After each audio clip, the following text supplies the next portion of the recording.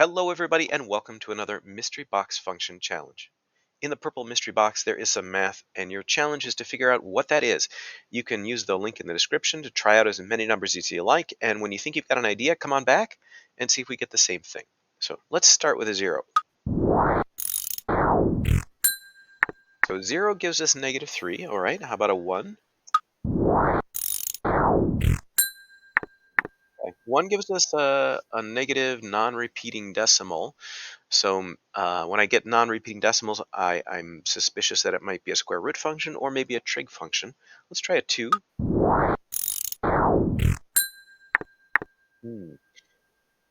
That doesn't look exactly like the curve I would expect for a square root function. So maybe trig. I'm going to put in an approximation for pi. So 3.14.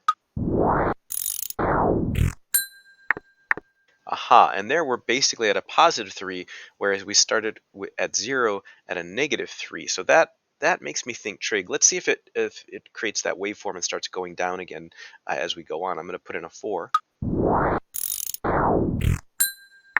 Yeah, that's what I expected. And let's just put in an approximation for 2 pi. I'm putting 6.3.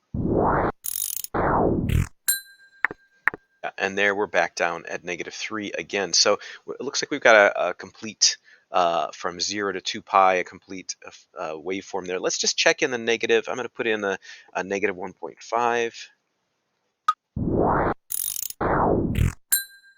Right, and that's near 0. And I'm going to put in a negative approximation for pi.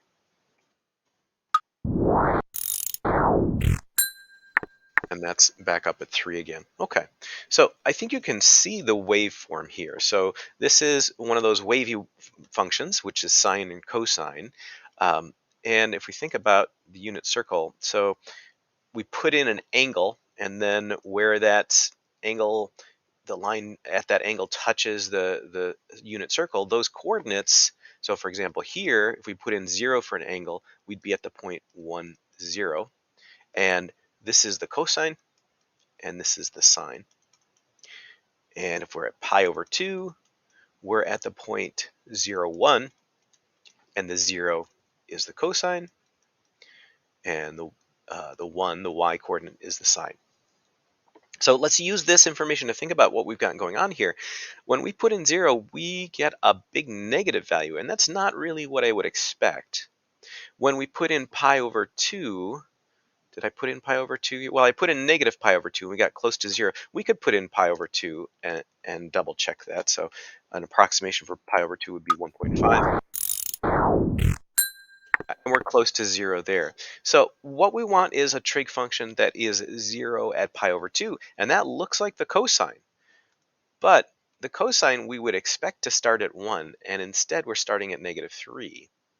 The amplitude is definitely greater than we would expect for just the plain function. So I think what we might be doing is just multiplying the cosine by -3. And let's just think about that for a second. So at 0, I would get 1 for the cosine. You multiply 1 by -3, you get -3. That's exactly what we have. At pi over 2, I would have 0 for the cosine, and you multiply that by -3, you still get 0. That's what we've got. What about at pi? At pi, over here, we are at the point -1, 0. So I would expect the cosine to be -1, and then you multiply that by a -3. -3 times -1 is a +3. And look, here we are at pi, right up there at +3. So I think we've just got this multiplier, and our whole function is f of x equals -3 times the cosine of x. So let's go ahead and check that. Yeah, there it is, -3 times the cosine of x, and we can graph that as well, and you get that beautiful waveform. In this case, it's been flipped upside down from the normal cosine, and then multiplied by 3. Well, how did that go for you? Did you see trig?